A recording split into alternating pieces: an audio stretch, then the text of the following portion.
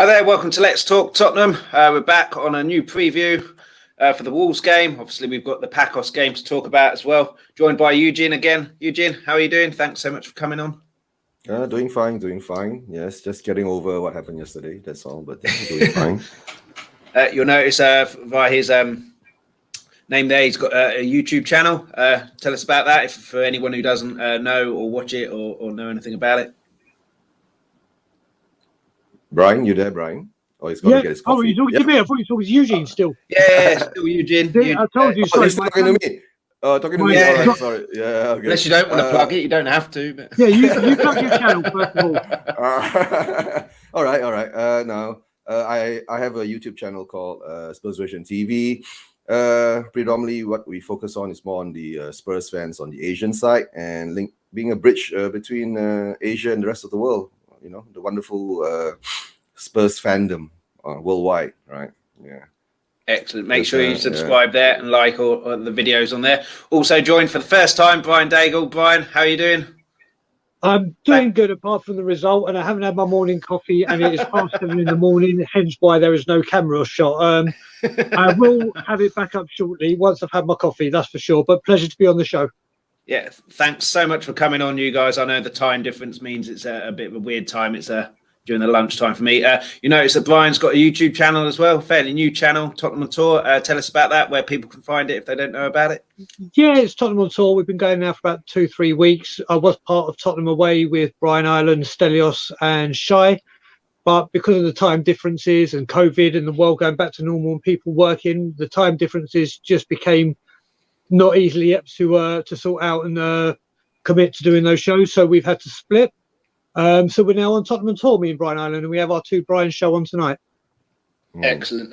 Those are both on YouTube along with this one. So get subscribing, get liking for all 3. It really helps progress the channels along. We have to talk about yesterday, Pacos. Is there a reason to worry? I think we'll go through. I think a home game, the players will either back up a little bit or we'll play a few more stronger players. Is there a reason to worry more for the fact of teams who sit back against us? Because for me, there was no creativity there at all. I'm bigger support of when Eriksen left, we need a playmaker in. I'm still of that opinion. Winks and Lo Celso should know better, really. They're experienced players and they didn't really offer anything. Poor Dane Scarlett up top was just chasing shadows most of the time. Eugene, reason to worry against teams who sit back or early in the season? So calm heads for the moment. What do you think? To me, at the moment, for the match-wise, not much to worry because I think we will make it through in the second leg when we're playing at home. I guess Nuno will play a stronger team then. But for the match overall, it shows that we don't have depth in the squad. And what Nuno put out yesterday was more or less what us fans have been crying for. Oh, it's the ECL. We should play the youngsters and all that. And that's what Nuno did, right? And that's the results we got. But we are lucky it was that still, we held it at the 1-0 to Pacos. But the sad thing is that the senior players that were in the team didn't perform. And, once the senior players don't perform, what do you expect from the youngsters, right?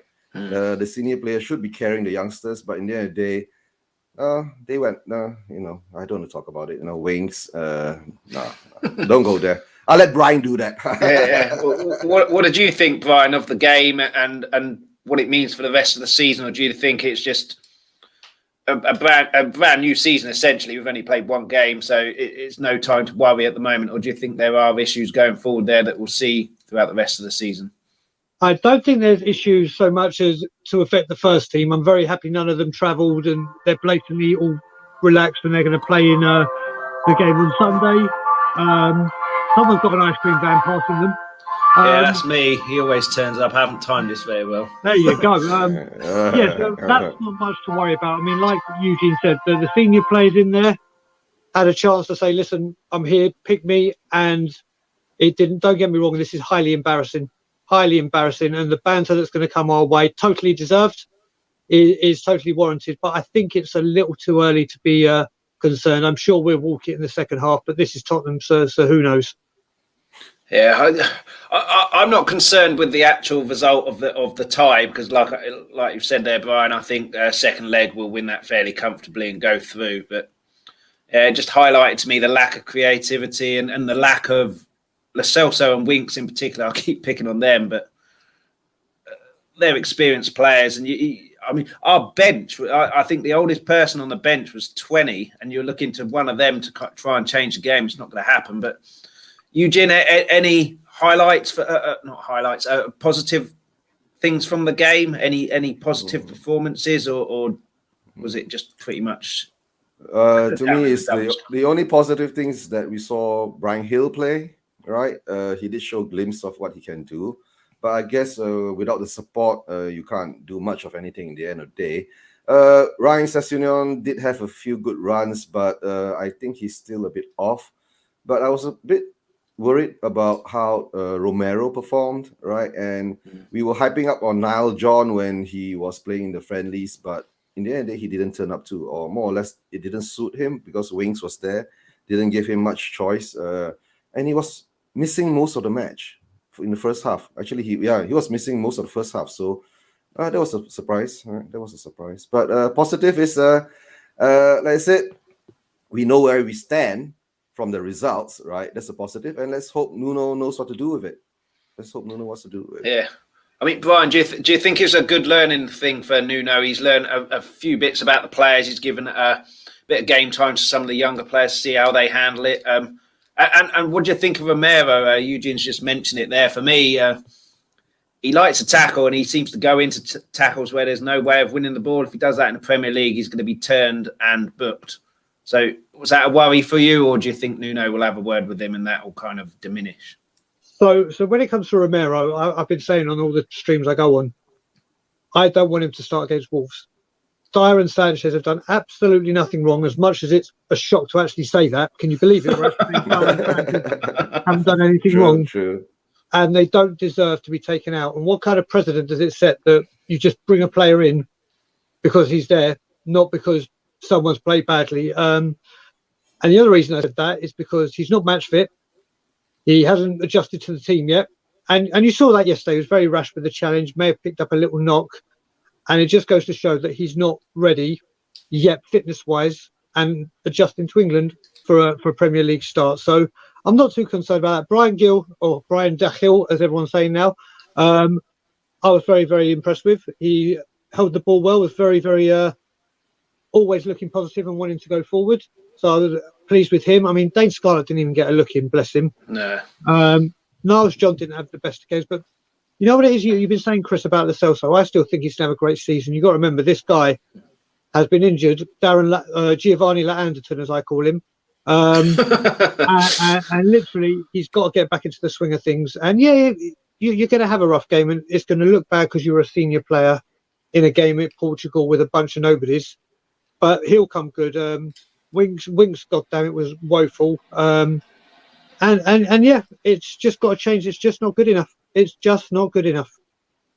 Yeah, I was really surprised with Winks. I've been defending him under the Mourinho era, saying it's not the way he plays. He needs the ball to be able to pass around, and we had the majority of the ball yesterday, and he didn't do anything. And yeah, so I was really surprised with him, even though I think Nuno could help him get back his confidence.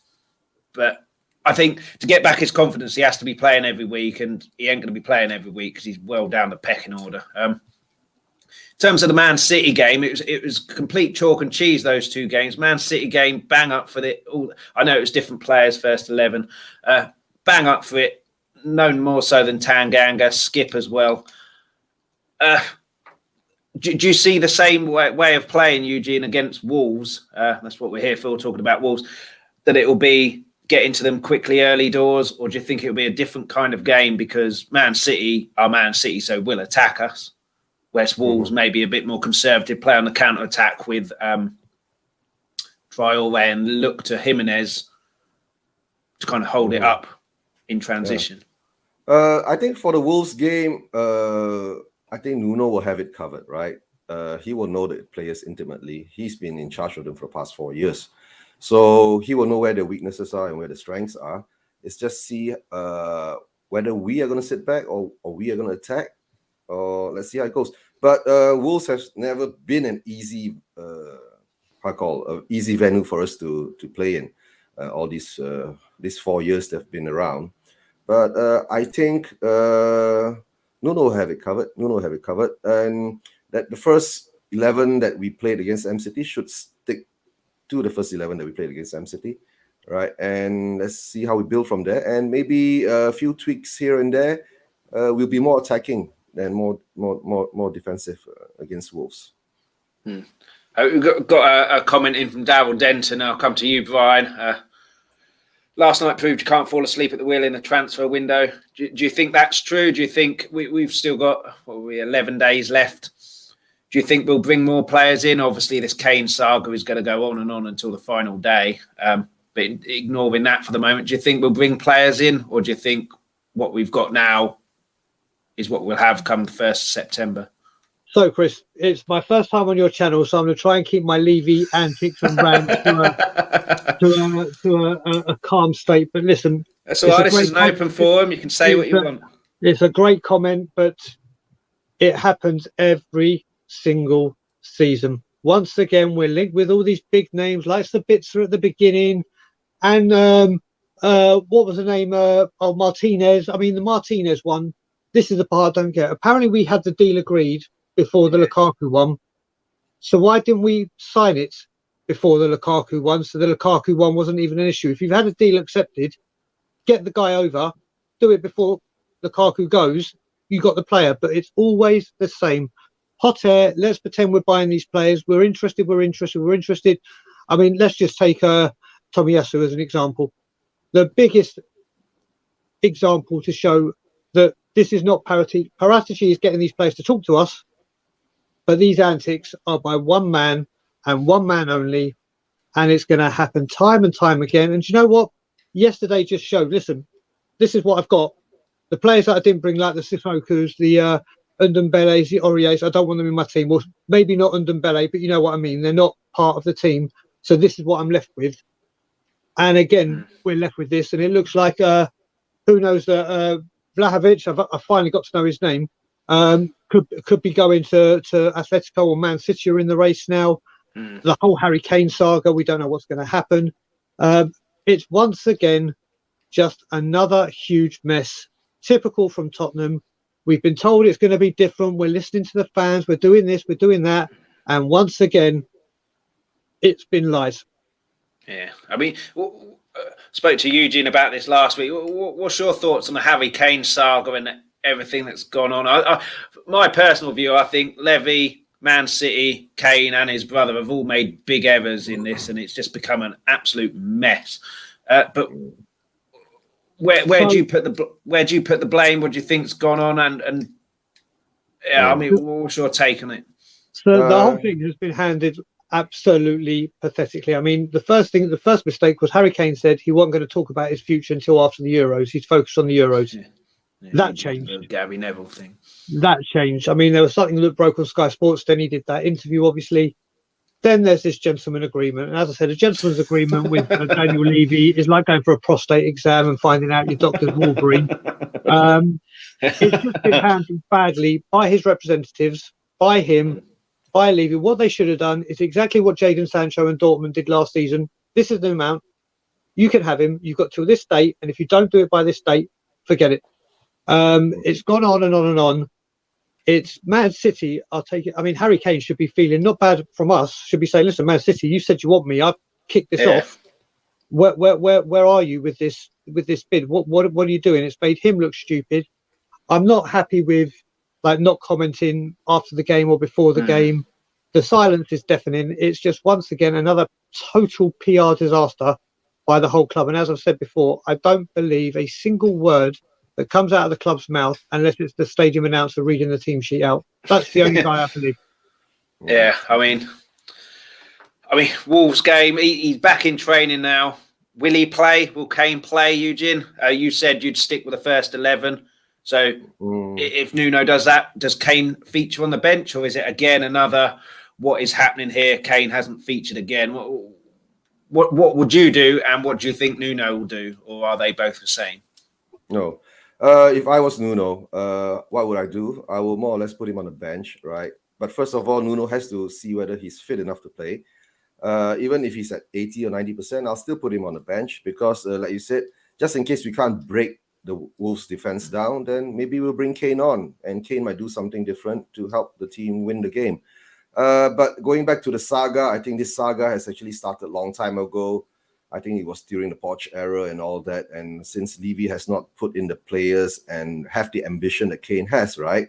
How can you blame Kane for certain things? Like I said, in the end of the day, he's human too, right? He has his self-interest, and so does Levy. So the problem is that now, like Brian's been saying, this whole saga has been handled disastrously.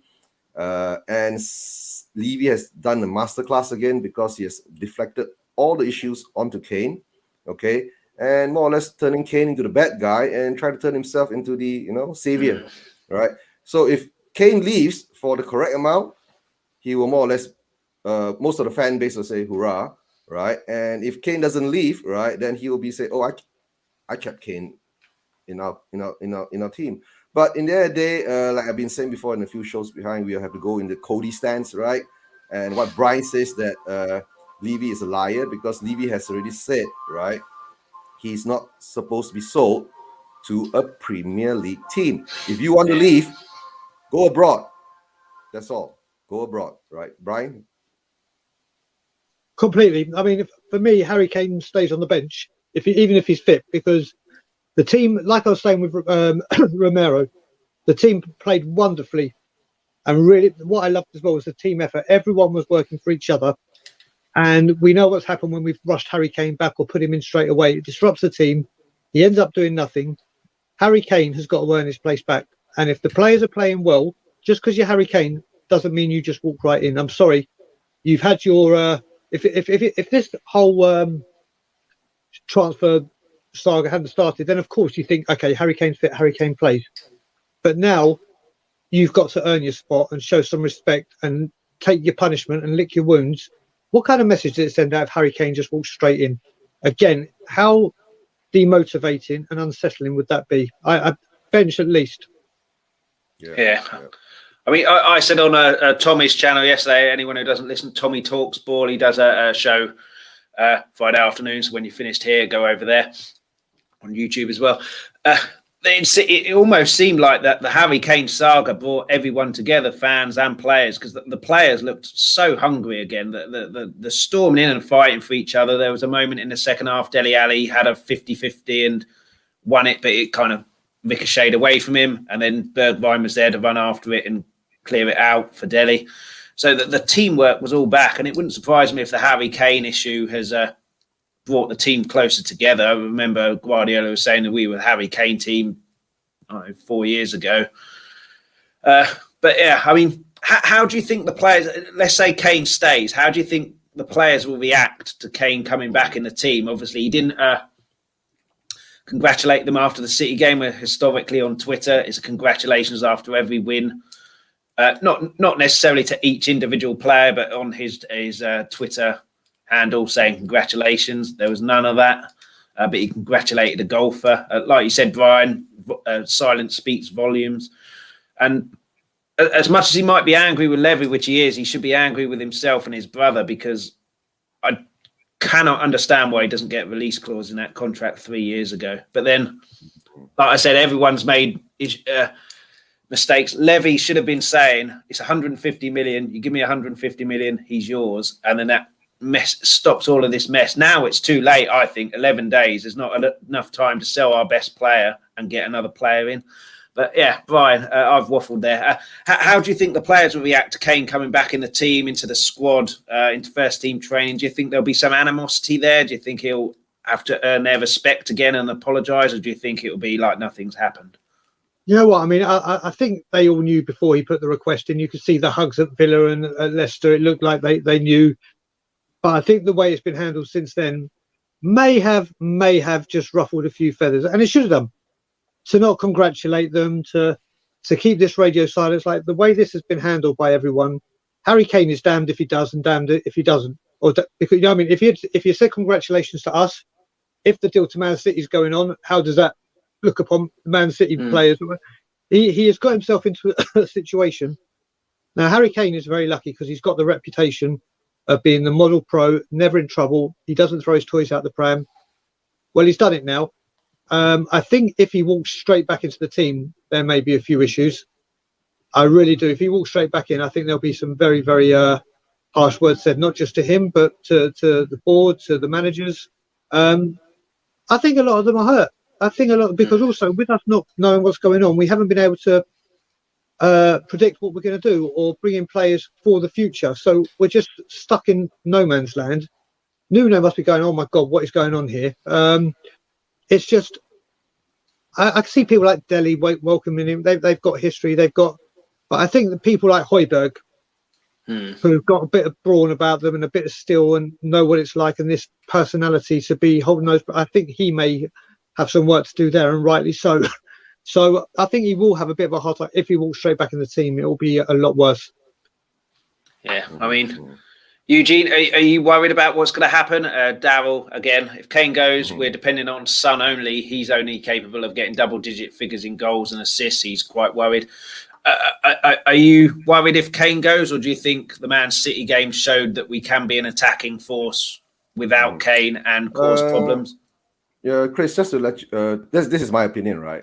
In the end of the day, the Kane saga, I don't think is the one that's bringing the players together, right? I think the one bringing the players together is Nuno. That's the most important thing. If Nuno's bringing the players together, it doesn't matter what saga goes out there. You get what I'm saying? Right? So, and after the match against MCT, we won, right? Kane has not publicly come out to congratulate his teammates, but privately, we do not know. Because a lot of things are not said out there in public at the moment because, because of all this saga thing is going on, right? But I'm sure he did congratulate them personally or privately through private DMs and all that, but not putting it on his own Twitter account to show it publicly. And if he goes, we are in a dire state because how you said that, we are always linked to 500 players, 600 players a season, and in the other day, we just get one or two, but don't forget, we already have three, right, in at the moment. And if he goes, will we get a capable striker or two, not only one, two strikers to replace him? And are we still going to strengthen up on whatever we are lacking in the defense? Like you said, we still need a creative midfielder, which still we don't have. Are we going to bring one in, right? But like I said, we still have 11 days. And like what... was it you or Brian said, like Dortmund, draw the line. By this date, you don't give me the amount I want, there's no more talk about it. It's over. He stays, right? Yeah. And but Levy, right? Like Brian says, how he deals is he can draw the line and he'll say no, but if the amount reaches that he wants, and he will sell him. So that's why Levy doesn't draw the line, because he knows himself. He can't trust himself. Yeah, I mean, that's my worry. He's sold. It's a Berbatov situation, sold literally at the end of the window. Then we're struggling to get a striker in, and we make a panic buy like we did with Fraser Campbell. As good as Fraser Campbell, I'm sure, can be, he just wasn't for us. And, replacing Berbatov with Fraser Campbell is, not right. But, in terms of the Wolves game, Brian, same formation as the Man City game, 4-4 at the back. I think he played 3 yesterday, but same formation with 4 and Skip and Højbjerg doing the mopping up there and support of the defence, and then the forward players do your business, or do you think he'll change it slightly for Wolves, being that it's going to be probably a different type of game? Well, that's the thing. I mean, Eugene was correct in saying that Nuno knows Wolves, but you've got to look at it on the other side. Wolves know Nuno. So it cancels each other out, kind of thing. Now, I think we're pretty much more or less have the same team. I really do. He may, obviously, the way that they counter-attack and use the Adama Traore to just get the ball, like I've said with Lucas, I think that's the position we're doing with him. It's going to be a very, very tight game, and it's the first home game where Wolves are going to have a capacity crowd, and what a game for them to have it. To welcome Nuno back, whether they're going to boo him or cheer him. I get mixed messages, but this is no easy game. As you both said as well, we struggle at Wolves. We've won 3-2, we've won 2-1 with Vertonghen in the last minute. It's never an easy game. And I mean, the last season when we drew 1-1, when we took a lead in the first minute with Ndombele, So I'm expecting a very, very tough game. But the one good thing about it is the players are going to be completely fresh. Yeah, I mean, 4-3-3 is what Mr. K, hi, how are you doing? Is our first team tactical formation, which is what happened at City. But yeah, I mean, Eugene, the defence, Brian said it, which, very surprising comment. Sanchez and Dyer look good against Man City. But what do you attribute that to? For me, I think Skip was monumental in that. I think they've now got the confidence of having two people there to mop up, whereas last year they had Højbjerg, and then everyone else is a player who kind of wants to go forward, so they maybe leave that responsibility a little bit. And it looked like he had a first dodgy 15-minute skip, which you can understand because it was a massive game, first game in the Premier League, really. A massive fan numbers there as well. But he grew into the game, and then I thought he was superb along with Højbjerg, and I wouldn't be surprised if that's what gave Sanchez and Dyer a bit more confidence, and Reguilon as well, and Tanganga. But yeah, what do you attribute the looking like a much better defence with the same personnel who were awful last year? Okay, first off, I think I'm going to wish Mr. K happy birthday, right? Your birthday today, right, Mr. K? Happy birthday. Happy birthday, Mr. K. Yeah, happy birthday. Yeah, we're not mistaken. All right, the 4-3-3 will be there again. But how I saw the game against MCT is that I think Højbjerg, Skippy, and Dele Alli was giving a task, right, to sit back. You know what I'm saying? More or less to sit back and to control the defense. Control the midfield. So the pressure on the defense won't be that high. So that's why I think he gave it more time to Sanchez and Dyer to do the things that he needed to do. And every time when I saw us attack them in a counter attack, we can see that Reguilon goes up, Tanganga stays back. Then they turn into a back three, just in case if something goes wrong, if they lose the ball somewhere in the middle or something like that. And whenever Tanganga goes up, Reguilon stayed back. So in this Wolves game, if I'm not mistaken, maybe Nuno will give a bit more freedom to Dele to go forward and to give Reguilon more freedom to go forward. And, the thing is that you tweak it a bit, you look more attacking, right? You tweak it a bit backwards, you look more defensive and look more counter-attacking. But in the end of the day, if we can't break them down, like you said, we still need that creative player in the midfield. That's maybe in the second half, in the 60th minute or 75th minute, we bring on Harry Kane. He still can dink a ball over and pass it to Son or Mora or Bergwijn. Yeah, I mean, Mr. K's got back in touch. It is his birthday today, 102 today. I don't believe that for a second. Mr. K is 4-1 today. Happy birthday. Hope you have a good day. Unfortunately about yesterday. But yeah, he agrees that the midfield needs to protect our defence, and Nuno said everyone dies with the defensive work when the ball gets turned over. That's very similar sounding to Poch, that, Brian.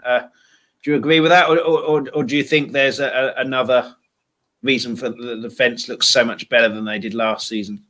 So Nuno definitely deserves a lot of credit for what he's done in the short period of time. You got to remember with Davinson Sanchez, if you remember the Amazon documentary, the first thing he said to Sanchez is, when we played you in the Europa Cup final, I told all the Man U players to gang up on you because you're the weakest. Yeah. So that's not exactly the best bit of confidence for a manager. And we saw with Pochettino that Davinson Sanchez seems to be a defender. If you put an arm around him, you get the best out of him. And that is what Nuno's like. I mean, the group, from what we're hearing, absolutely love Nuno. They're enjoying football again. And when it comes to the defence as well, it's exactly what you said. You know what? The pressing was there. So it started from the front with Mora, Bergwijn and Son. And then you had the midfield doing. When you start pressing and everyone does it, because you've got to make sure everyone follows in case it's pointless. They were doing it as a team. Having Skip there as an extra buffer was fantastic. Having Reguilon with the shackles off, where he knows what he's doing now, and the incredible Tanganga, it just is that extra security to say, do you know what? Everyone's pulling in for each other. Everyone's doing their job, and they're more confident. Because last season, like we said, it was Højbjerg doing all that for everyone, and we were just so open and easy to get at that it literally. One dimension. They got torn apart. I mean, Sanchez, I've always said that there's some player in there. I've tried to back him, and then after the Man City game at the Etihad, when he done the Del Boy through a bar. I was like, okay, you can't defend this anymore. But credit where credit's due. Dyer, I think his time is done, but you got to give credit. He has played 2 games against Arsenal in this game very, very well. And long may it continue. But I think a lot of this goes down to Nuno. And you could see the fitness difference. In the 70th minute, we were fit and we were fighting. Last season, we would have been on the floor. So a lot of this goes down to Nuno. Yeah, I mean, that defence, Man City helped us in that game by trying to cross it to a striker that just wasn't there. It was like they already had Kane and he wasn't there. So it made it easy. And crosses like that where there's no one to head it in, Dyer and Sanchez, regardless of how they're playing, are going to head that out every day of the week. Tanganga, I mean, Eugin, is he your right back now? I think he deserves his chance there. Whoever decided he needed to be loaned out should not be involved in transfers anymore. He was absolutely superb. Did exactly what you learn as a kid as a right back or a full back. You make sure the first time that a winger tries to take you on, let him know you're there. And he was absolutely superb. But is he your right back now? Yeah, I think Jaffet should secure that right back position now, right? What he showed on against M City is what we need at the right back position, right? Someone being strong, someone who just don't go down for the sake of going down, right? And I know it sounds bad, but he stood his ground, right, against Sterling. He stood his ground against Grealish, but against the MCT was very one-dimensional during that game because when you didn't have Kevin De Bruyne in what called the first 75 minutes, they looked very one-dimensional because all the balls kept going to Grealish and Sterling, Grealish and Sterling. And one thing about what happened is that Jaffet stood his ground, and he, like a lot of us have been saying, had them in his pockets, right? So he deserves to have that spot more or less secured for him. And let's see what happens because don't forget, it's still just the first game. And we still need consistency, and the test will be there. And don't forget, he's quite injury prone, so we have to look after him too. So we still do need a right back, unless you still want to rely on Aurier again. Just coming in. I mean, going back to Kane, Premier Hotspur TV, cheers for getting in touch. He'd play Kane if he's fit on Sunday, but I do agree with you, Brian. After the Man City game, it's a bit harsh on Son, Moura, Bergwijn, whichever one of them drops out. Mr. K, the messed up past 2 years, the era of Paratici-Nuno combo allows many at the club the opportunity for redemption. Dele, Dyer, Sanchez have taken advantage of that. Whilst Dele didn't do much going forward, I thought his work rate and determination, certainly in that second half, was superb. And then he goes on to say, Davies, Winks, Doherty have shown us their time is well and truly over, which I'm not sure. I disagree with Davies. I think he's quite versatile, never gives us any problem. We talk about Aurier a bit toxic, but yeah, I don't mind Davies. Winks, I'd sadly have to agree with. But yeah, I mean, what do you make of those comments, Brian? So I agree with you. Davies is very, very versatile. And also, he is not one of the ones that are throwing their toys out the pram. He is not one of the bad eggs. He is not ruffling feathers. He knows what he is.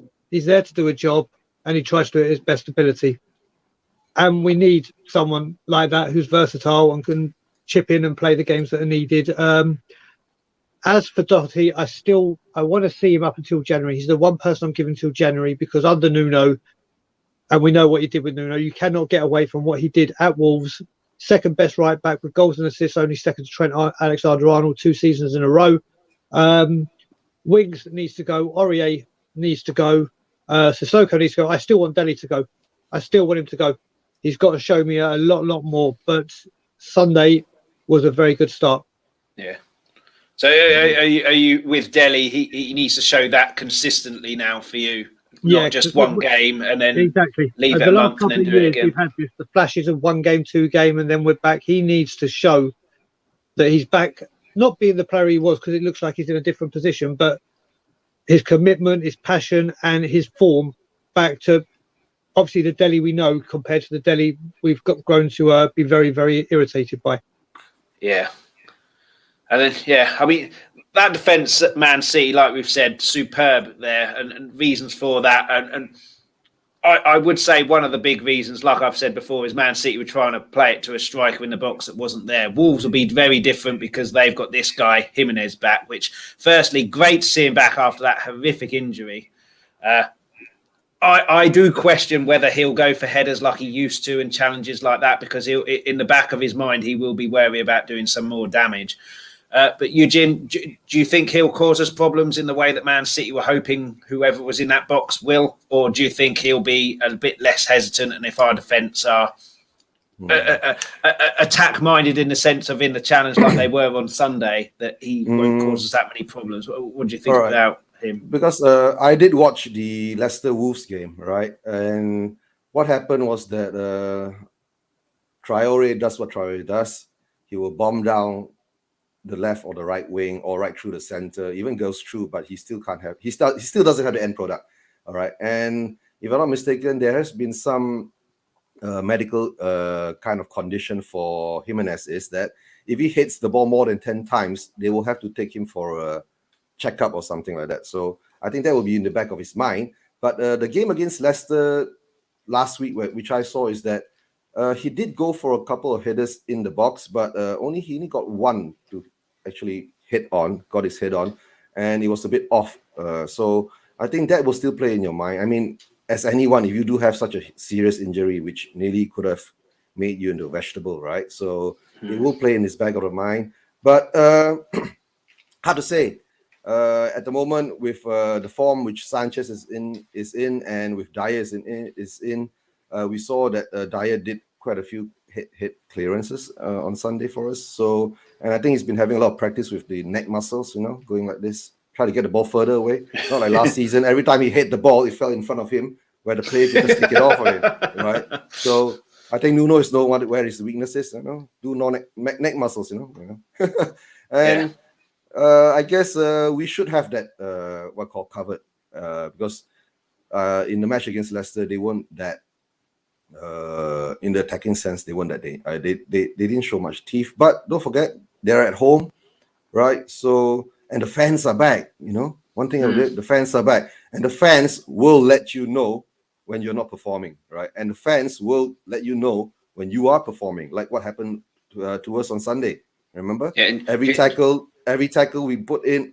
every touch we put in, our fans were behind the players. All right, that's one thing. Right, they might have to have fans behind them.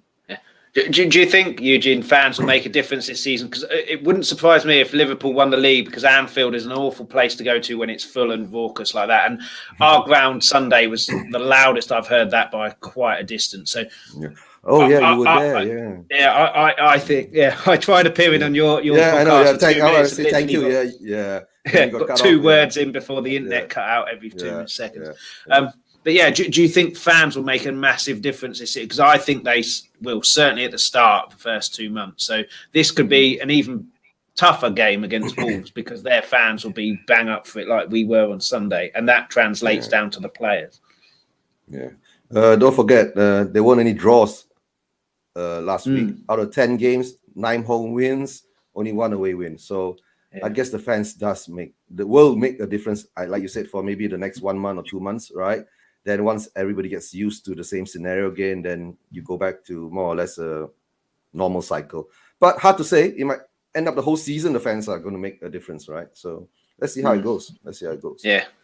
Simon, Premier Hotspur TV, back in touch. He'd play Kane just as Spikes put City's noses out of joint because they're taking Mick with the asking price. But I do agree with you, Brian. I think the way we played on Sunday, he's got to earn his way back into it. Certainly the way that everything seems to have been that he's acted. He can't just walk back in.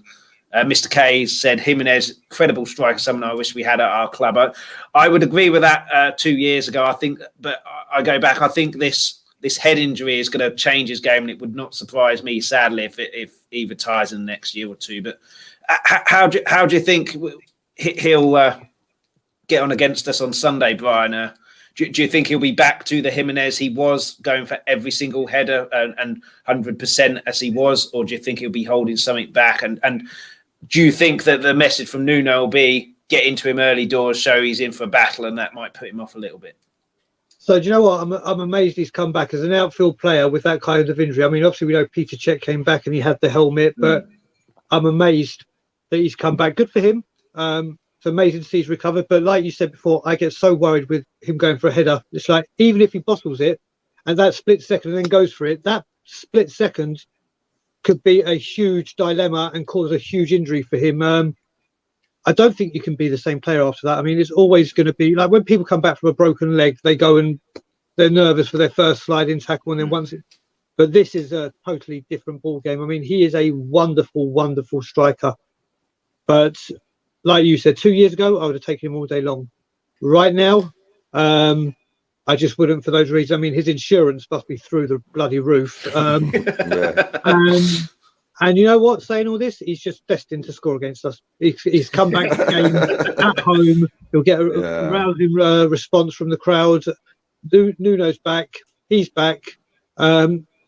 He will always cause trouble. But now it's come to the point with him that he needs Adama Traore to play or Neto to turn up. And if they don't turn up, then he's like Scarlett was yesterday. He's just up there doing waiting for the ball. So we shall see. But hopefully it's a very quiet game for him. Yeah, I mean, you mentioned him there, Traore. He's always a threat for me. And you mentioned Ximenez destined to score. I think Traore is destined to score because all I see on Twitter before the Wolves game is Traore is not good enough. And we were linked with him a month ago, maybe 45 million, which is a bit too much. But he must be the most frustrating player for most teams, just because he's got absolutely everything. He can go past people without even trying, and then just doesn't have a final ball. But end of last season before Ximenez's injury, he was linking up with him quite well. So, Brian, how do you see Traore getting on? Or do you think there'll be a message of take him out as soon as you get the chance and hope that puts him off? Or do you think he'll run roughshod on us? So he's always a danger when it comes to us, always. I mean, remember a couple of years ago when Nuno was just like foul him. He is a huge, huge threat. When he's on the ball and he's got space. But as we saw with the Leicester game when he was clear on goal, it's just that final touch, that final pass, that final shot, that end product. He will try to break, but I think with Skip and Højbjerg, that space will be swallowed up. So I think he might be starved. And I think Nuno will say, listen, you've got to stop him. Like the closest person to him when Wolves are in possession, get on him. Don't let him turn. Just stay with him. But it's just his end product. That's the thing. I mean, when we were linked with him, if he had, I'd rather go for some maximum from Newcastle. If I had a choice of the two, but there's no doubt on his day he is a major threat to anyone in the Premier League. Yeah, I'm always worried because it's never his day and his end product is never missing. But then I'm always worried that when they play us, he'll suddenly find that end product for even half a game. He could cause untold devastation there. But how do you see us, Eujin, trying to nullify the threat of Traore? Or do you think it's like Brian said, whoever's near him, get on him, take him out, stop him? Or do you think there'll be a bit more of a detailed plan? I think there will be more of a detailed plan how to control Traore because how he says that Nuno knows how he operates, and the way he's been operating is more or less the same the past 2-3 seasons, right? Once he gets it, he bombs through and is strong, right? Anybody comes near him, he can swipe them away. But at the moment, I think we have to, stifle the ball in the midfield, so not give him the chance to bomb through. And maybe Skippy and Højbjerg can do a job on him. And hopefully, maybe if not, then Ali will have to do it. And I think this season we show a bit more composed aggressiveness that we have, right? So I think that will play a big part into it if we can be a bit aggressive and to let them know, it's not that easy to run over us like last time anymore. And like I said, put in the work. If you have to bring him down, but not in the penalty box. Yeah, Miss K agrees with you, Brian. Sam, St. Maximan, best thing he's seen this season. I think if Newcastle had a good striker there and a good attacking play, then he'd be even higher on people's radars these days. Yeah. Well, Willock is going there right now. So Willock's gone, it's done. Yeah, it's done. So those two linking up together, that's going to be something to watch this season. Yeah. Yeah. I think I go back to it. I think the issue with a winger coming to us is there's no playmaker or player who can hit that 50-yard diagonal ball straight to him to get him one-on-one with the defender straight away. It has to come through the lines. But yeah, I mean, you mentioned Brian a little while ago, Mora against City. I thought he was the one picking up all the loose balls against Man City. Whenever it dropped going forward, he was the one picking it up. And then, I mean, people have a go at Mora, and that's fine because sometimes he's not played well. But what I like is every single time he plays, and he was the only one generally last year under Mourinho when we were told to defend forever, that gets the ball, runs forward, tries to make something happen. So do you think he'll be given a kind of free role this season if we don't get that playmaker in and you're the one picking up the pieces, you're driving, taking people on, that opens gaps, and then it's up to the others to make runs to give you a pass?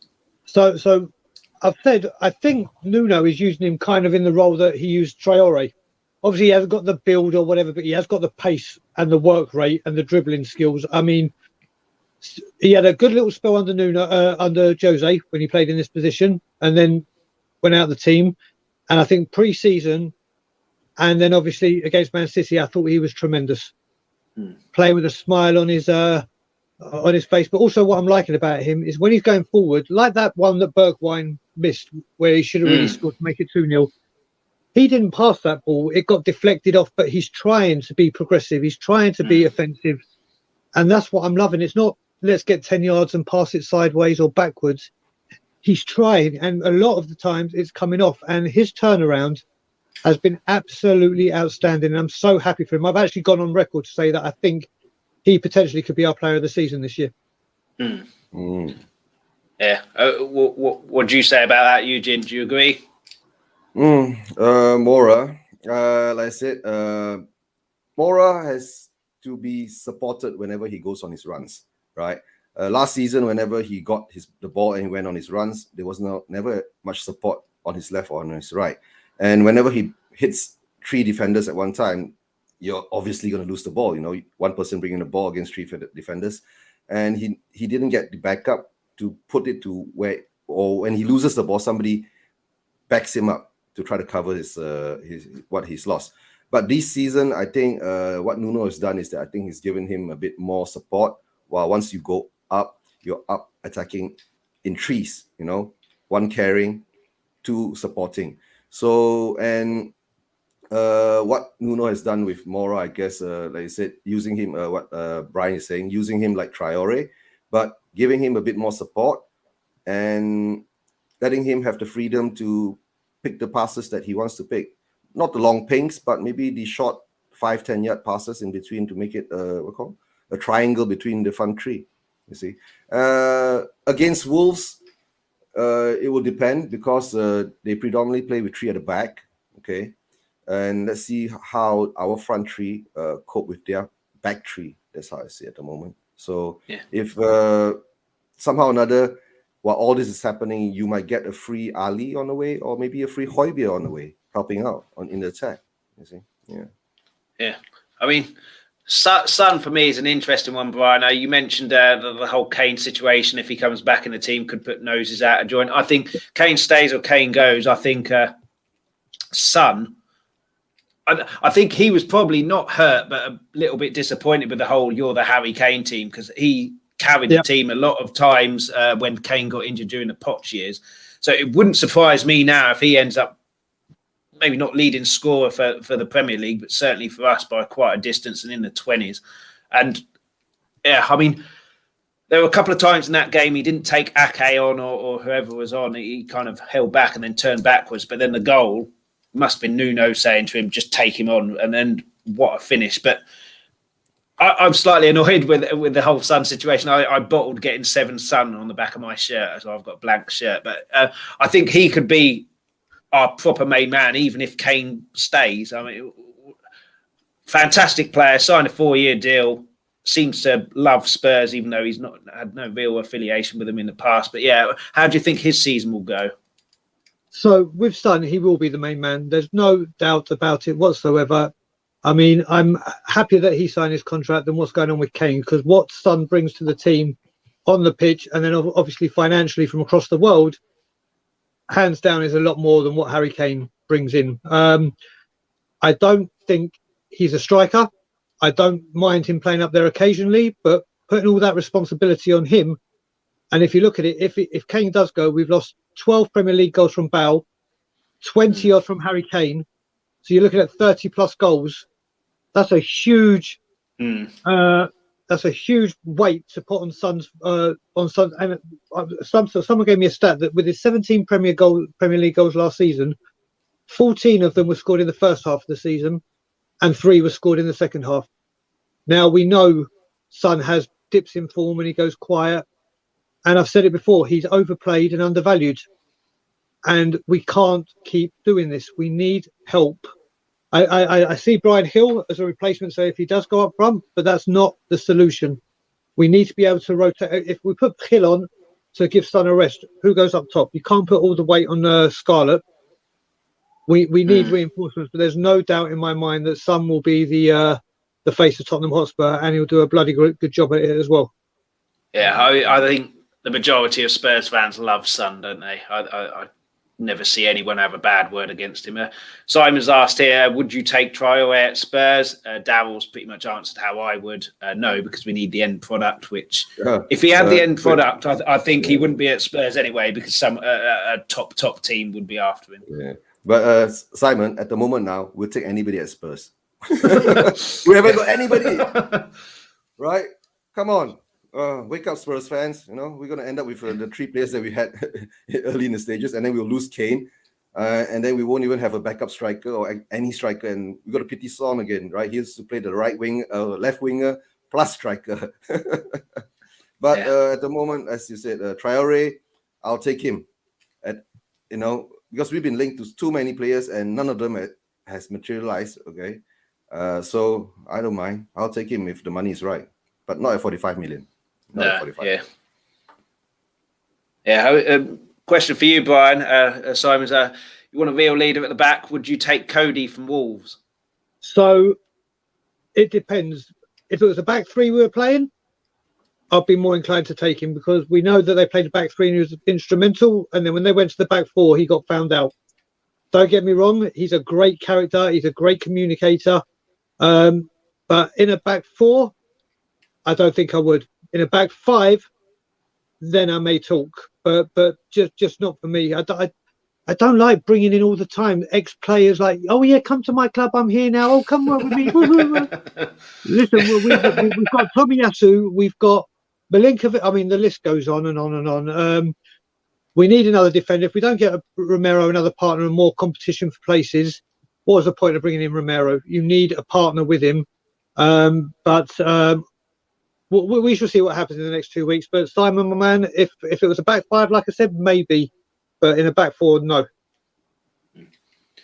Yeah, I'm inclined to agree. He played a back 3 with Wolves all the time under Nuno and was, I'd agree with that. Last question before we wind down here. How do you see the game going? Do you think we'll win, or do you think Wolves will make it really difficult and it'll be one of these boring games, Eugene? I'll be positive. We'll win at least 2-0. Like how you said, maybe Traore or Ximenez will score one. 3-1 to 3-1, 2-0. I'm looking around at that score. Okay, Brian. I'm going for a 2-1 or a 3-1, but it's going to be one of those very, very tight games, like when Jan Vertonghen scored in the last minute. I think it's really, really going to be stretched, and I think we'll get away with the win because everyone's going to be so fresh. But it's going to be a very, very hard-fought victory. Yeah, I don't like to predict scores. I did it on Tommy's show yesterday, and we lost. So I'm not going to predict the scores. But I think if you keep Traore and Ximenez quiet, you've got a real chance. And then if we can get the turnarounds like we did against Man City and get those front 3, then I mean, Simon's replied to you just before we go. All the players we've linked with, we ain't getting. Oh, I know that, Simon. You're talking to Levy. You're talking to the CEO of the Daniel Levy out. I don't swallow his bullshit brigade. I'm fully aware, my man. I'm fully aware. Yeah. And then very optimistic with the scoreline, 1-0 win. I'm assuming as we're away from home, that's 1-0 to us, not 1-0 to Wolves. But I mean, I think that goes into what we're all saying, doesn't it? It's going to be a real tight game. It isn't going to be one of these games that's going to finish 4-0 someone. But yeah, hopefully we can keep that league run going. And yeah, that Man City result was a brilliant result, but it doesn't mean that much if we end up going and losing to Wolves and then Watford as well. Yeah, hopefully we can win. Yeah, we've come to the end, unfortunately, but thanks so much, guys, for coming on. Been a pleasure. I know it's early and late in your respective countries. Yeah. Just before you go, Eugene, your Spurs channel on YouTube, if anyone didn't hear at the start or they don't know where they can find it. First of all, please subscribe to Chris' channel, Talk Tottenham, right, on YouTube, right, and give him a like when you're watching this video in the recorded version. For my channel, my next stream will more or less be on, not more or less, it's confirmed on Sunday, right? I'm doing this new kind of thing. I'm not sure anybody's done it before. I'm having 4 shows in one stream, starting from 1 p.m. GMT. We're going to do the pre-match, right? Pre-match review of the Wolves game. And of course, we'll talk about some of the games that passed by in the week on Saturday. Then after that, we'll do a watch-along. And the watch-along, then we'll do a halftime show. And after the halftime show, we'll do a post-match show. So it most probably be nearly a 3 hour to 3.5 hour show for a stream for Sunday coming up, right? If you guys are free, hop on and join me anytime. And you can hop off and hop on. You know, my channel is free. People can come and go or, you know, to enjoy and have your piece or have your say during my show. And of course, thanks a lot for Chris for having me on. And nice to see you again, Brian. Your icon. Always you, always my brother. Yeah, no problem, Eugene. My pleasure having you on. You're welcome on any time. Brian, brilliant debut. Thanks so much for coming on. If anyone again missed it before, your channel, Tottenham On Tour, where can they find that? They can find us on YouTube, on Facebook, and on Twitter. For Facebook and Twitter, it's Tottenham On Tour, all one word. For YouTube, it's Tottenham _ Tour. Everyone get on, follow Chris's Let's Talk Tottenham. The Spurs community is massive and we all support each other. It's a great new channel. It was a pleasure to come on. And we have our 2 Brian show tonight, which will be 7 p.m. Eastern time and midnight UK time. So if you want to come and hear me probably rant about Levy, then you know where to be. Yeah. Like I said to Eugene, my pleasure having you on, Brian. Welcome on any time, both of you guys. Thanks so much for coming on. Wolves in a couple of days. Till then, come on, you Spurs. Levy Come on, out. you Spurs. Thank you so much for watching. For everybody who participated in the live chat and added comments, before you go, please make sure you hit that like and subscribe button. Anybody who couldn't watch the live video, you can still catch us on YouTube. Add any comments, suggestions or questions to the comments section on the video. Anybody who's listened to the audio-only podcast, thank you so much for listening. Anybody who wants the audio-only podcast, you get this wherever you get your podcast from. Alternatively, if you go to Twitter, @LTalkTottenham, you'll find all the information there. We'll be back soon. We're live Mondays, 8 p.m, Fridays, 12:30 UK time. Until then, come on, you Spurs!